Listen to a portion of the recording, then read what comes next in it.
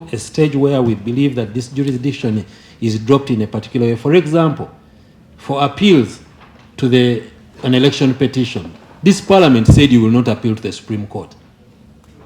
So what this parliament vests you with is what you use.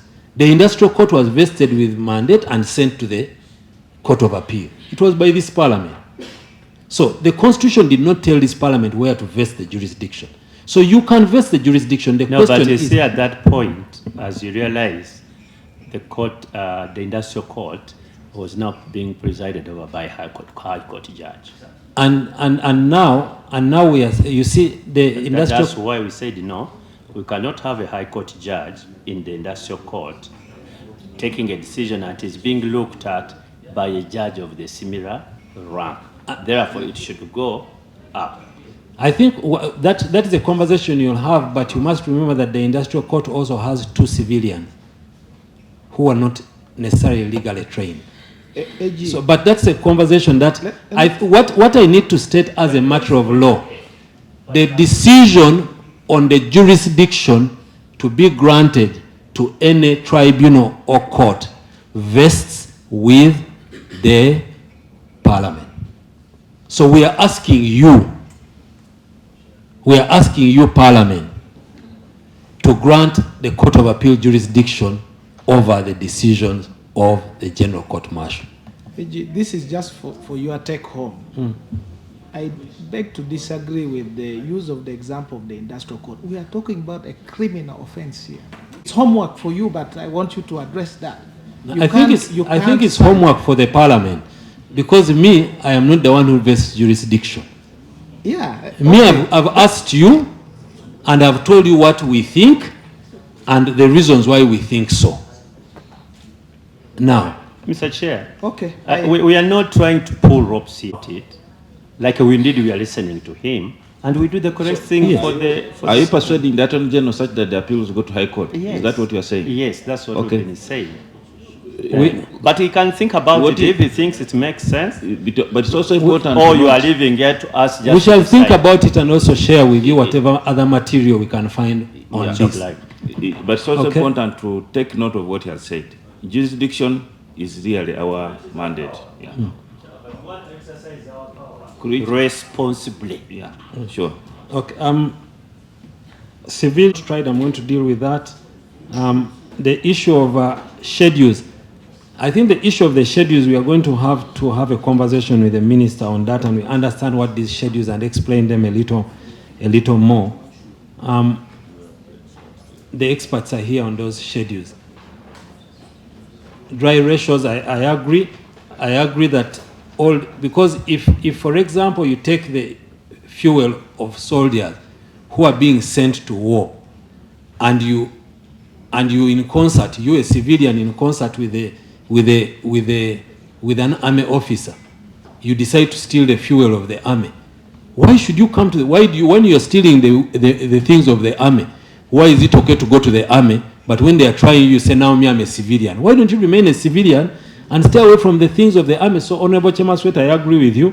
If they find you with army rations, what are you doing with army ration? But I think the issue again goes back to what safeguards have been put to the concerns of the members. Independence of the court, and I think this was Honorable Odu raised the issue. I think independence of the court is, like you said, is a wholesome issue.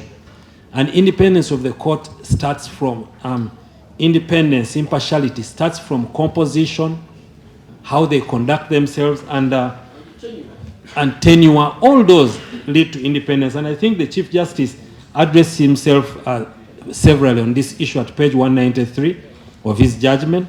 And taking oaths, he talked about taking oaths that you are talking about. Taking oaths is one of the issues of independence.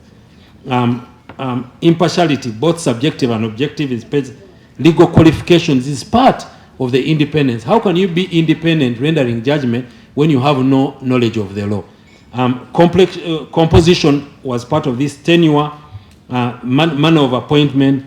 So all those are part of the independence. So if what we are trying to do here, honorable colleagues, is we are trying to clothe the General Court Martial with all these different tenets to try and give it an independence.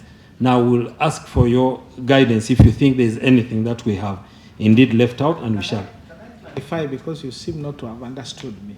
I was addressing the two-pillar relationship between the three arms of government. Yes. And I think that is the gist of what the court, Supreme Court addressed, that the executive has the control.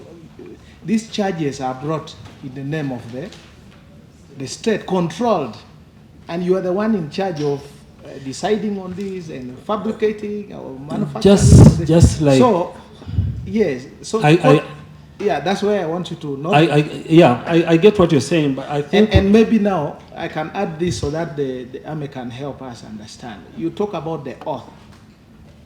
There are also oaths that are taken in the army, the oath to obey maybe your army commander or something like that. So if we give the example now of what is happening, and a brigadier general is now presiding over, and an order comes from a superior officer. I think the most important. That's what we are talking about. I think the most important thing is that this oath that we are talking about is in the Constitution, the other one is in the Act. And I can say there is evidence that in one of the proceedings of the court-martial in this country, before a decision was taken, it was taken to be discussed in the High Command, whether it should proceed. History has it. So that's the kind of interference we are talking about. That if a court that should make a decision then says now, we go to the High Command, whether now we should do and honorable. So that's what I want. That's what we are trying to cure here. So your guidance on what you think we should add, because we have put for appointment, we have put for tenure, we have. So you could also add and say, I think you may want to add this aspect to make it better. But we will be happy to. No, let the record be clear.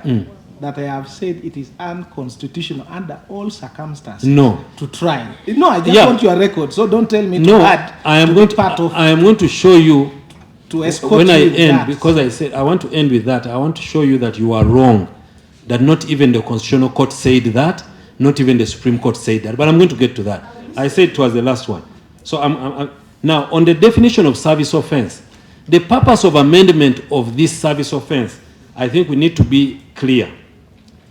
The Act as it is now makes the court-martial try civil service offenses and any other offense made under any law, which the court in that judgment called the civil offenses. What we are trying to do here is by saying no, service offense means only that offense which is under the UPDF Act. So all the other offenses which are in other acts is not a service offense. That's what we are saying. Then Honorable Brandon, I think I was talking about Jamil Mukulu.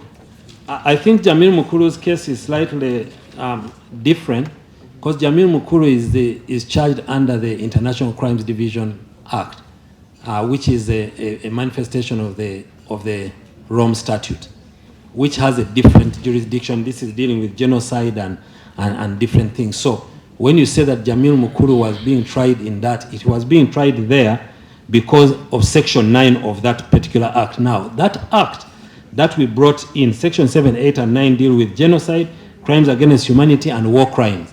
And that is specifically derived from the Rome Statute. So that is the explanation why. So when we entered the Rome Statute, we agreed that if a person commits such kinds of offenses, they will be tried in a court which has structures and jurisdictions which are different, which are similar to the Hague, to the ICC. And that one has pre-trial chamber. It has a different procedure, totally different from our criminal justice system. Honorable Chair, now I think what Honorable Katuntu said is important, that we will need to come here, and I've tried to, we are working on pointing to the specific pages, but it's going to require that every member takes time on their own to look at the judgment. But we are going to we are preparing a guide. I had started on it last evening, but I wasn't able to finish. A guide on the pages and what was said by every court. And I can state honorable colleagues and members, without any fear of contradiction, that the court did not, the Supreme Court did not at any one point say civilians cannot be tried in the general court martial. I want to state that as without fear of contradiction. The Supreme Court did not say that civilians cannot be tried in the court martial. Like Honorable Katuntu said, different judges went through it in different ways and arrived at a different conclusion, to the conclusion that the court martial as it were constituted, and the way it had been set up in the law was not constitutionally set up to try civilians. And on the issue of the offenses, they said they were vague. So, colleagues, it is important that we all really get an understanding and an agreement on what the Supreme Court said. And I have got some of the pages here. It's so far I'm at page 11. But each court was saying the court martial as it is set up, where you're not appointing persons properly, where they are not lawyers, where there is no independence, that court martial that you have there cannot try. But I'll just quote from some pages to exactly say what I understood the Supreme Court to say. The Honorable Chief Justice at page 126, 127 says, while there is no international treaty to which Uganda is a party, which contain an express provision providing trials of civilians by military courts, there is nonetheless international consensus that the jurisdiction of such courts needs to be restricted. That was what at page 134 he says, it is clear that international jurisprudence, even if the move is general to restrict civilians in military, the tribunals, the practice oscillates between complete abolition of civilians in trial courts and trial of civilians only in certain cases of an exception. He went on to say the trial of civilians by special court should be done only in exceptional circumstances. That is at page 136. At page 141, he says, I take cognizance of the crucial need for military courts for the maintenance of discipline. I also note, and which thereby ensures the defense of and security in Uganda. I also take note of the fact that there may be need to extend jurisdiction of military courts to cover civilians who fall within the few exceptions in application of the law as it obtains to other jurisdictions. At page 148, in conclusion, for the blanket trial of civilians, in conclusion, the provisions for the blanket trial of civilians, in the military courts, either as principles in 117H or as accomplices, does not satisfy the limitation requirements. The unconstitutional the act of trying civilians in civilian courts under those provisions unconstitutional. So we need to read these provisions. We need to read the judgment of the court in extenso, in full, to understand what the court was saying. I'll go now to Honorable Justice Honorable Justice Monica Mugenyi also concluded that I think I would therefore hold that the majority that the civilians that aid and abet civilians that are military persons in commission do offense in the service of, do by their actions subject themselves to military law under the Act. At page 120, at page 22, she says, I do additionally find that the provisions do not constitute exceptional circumstances under which the trial of civilians in military courts should be justified. And to that extent, it's inconsistent with the provisions of the Constitution. Justice Mwanda agreed with the judgment of the Chief Justice.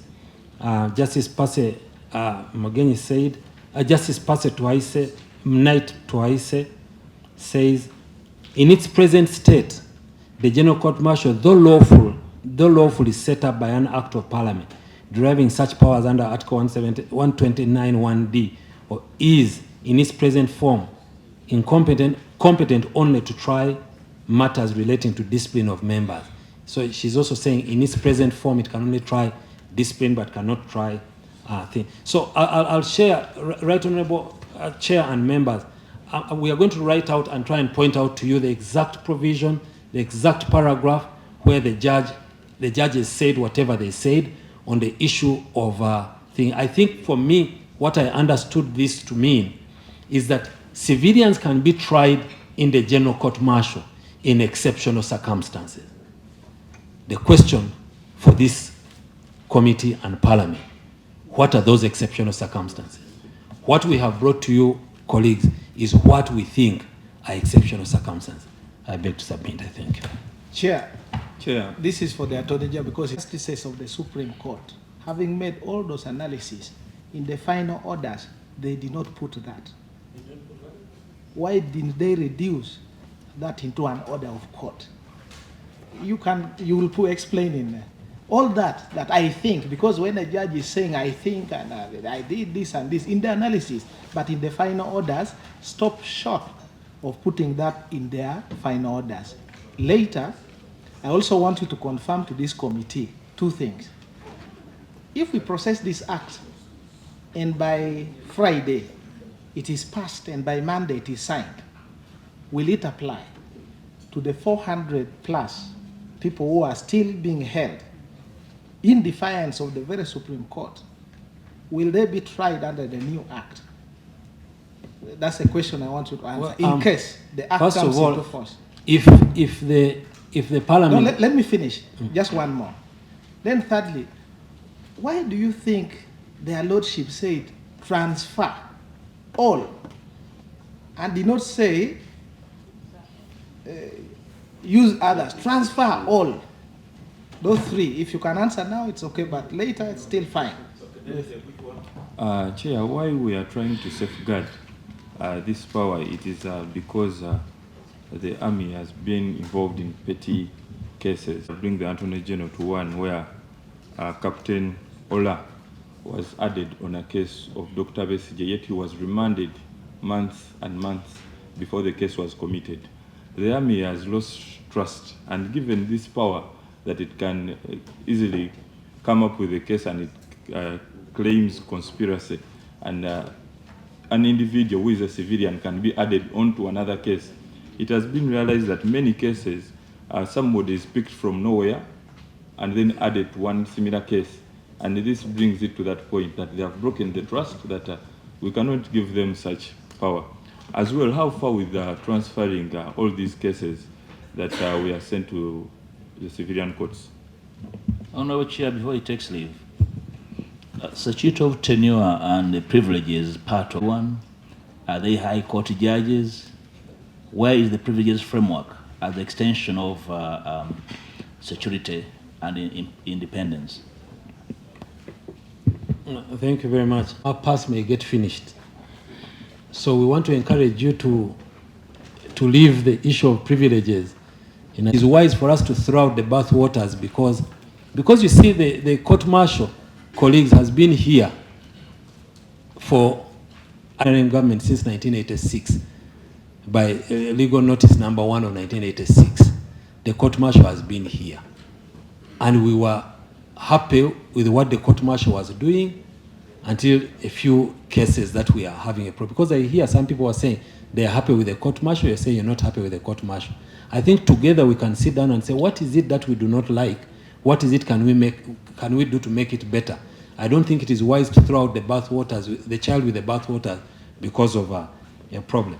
From the judgment of the court, that is my understanding of that judgment. And I'm going to share with you what my understanding is. Because I've been hearing many donors, colleagues in parliament and say, is this what the court said? Because I'm sure next they may say into the judgment of the court. So that's really my understanding. Retrospective effect of legislation, they will be happy to take it. No, he asked a question, I'm just answering. So why did they say transfer all civilians? Because when I came here the first time and I told you that I had forwarded the matter to the DPP, some of you really harangued me for attempting to interfere with the power of the DPP under Article 120. He was in this house. Said, why are you writing to the DPP? I said, okay, I just forwarded the judgment of the court and the judgment said these things have to be taken over by the state. So now I dare not write to the DPP to tell the DPP how to do their work. So I can't answer that question because you advised me to stay away from the DPP. This parliament. I thank you. Thank you, Mr. Attorney General.